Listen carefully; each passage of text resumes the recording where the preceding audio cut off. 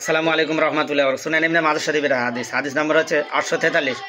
হযরত জাবির ইবনে আব্দুল্লাহ রাদিয়াল্লাহু তাআলা আনহু থেকে বর্ণিত, তিনি বলেন যে আমরা জোহর ও আসরের সালাতের প্রথম 2 রাকাতে ইমামের পেছনে সূরা ফাতিহা ও আর একটি সূরা এবং শেষ 2 রাকাতে কেবলমাত্র সূরা ফাতিহা পড়তাম। হাদিস শুনেন ইবনে মাজাহ। এখানে ব্যাখ্যা, এখানে বলছেন যে জোহরের আসরের সালাতের প্রথম 2 রাকাতে ইমামের পেছনে সূরা ফাতিহা পড়তেন এবং অন্য সূরাও পড়তেন, আর শেষে 2 রাকাত শুধু সূরা ফাতিহা পড়ছেন। দেখুন মুক্তাদিরাও এখানে কিন্তু সূরা ফাতিহা পড়েছেন, অন্য সূরা পড়েছেন। এক্ষেত্রে আহলে হাদিস সালাফি ভাইরা তারা যেটা করে সঠিক করে, ওটা একদম সহিহ হাদিস অনুযায়ী, তাদেরকে বিশুদ্ধ করার কোনো প্রশ্ন আসে না।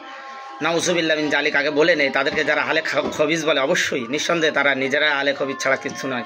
এই রকম গালি দেওয়া থেকে বিরত থাকুন। হযরত সৈয়দ আবুল আলা মাউদুদি রাহমাতুল্লাহ, তিনি কোরআন হাদিস রিসার্চ করে তিনি যে আহলে হাদিস বা শাইখ বিন বাজ রহমাতুল্লাহ আলাইহি, আল্লাহ তাদের রূহকে জান্নাতুল ফিরদাউসে রাখুন, বিশেষ করে তেনারা যে মতাদর্শ বা আহলে হাদিস বা সালাফি বলেন, যাই বলেন, বা হানাফি শাফি মালিকি হাম্বলি বলেন, যে এই ইমামদের বিরুদ্ধে বলা বা এইসব মতাদর্শের বিরুদ্ধে বলা থেকে বিরত থাকা উচিত। যেই হোক, তো অবশ্যই যেনারা ইমামের পিছনে সূরা ফাতিহা অন্যান্য সূরা পড়েন অবশ্যই সঠিক কাজ করেন, কোনো সমস্যা নেই।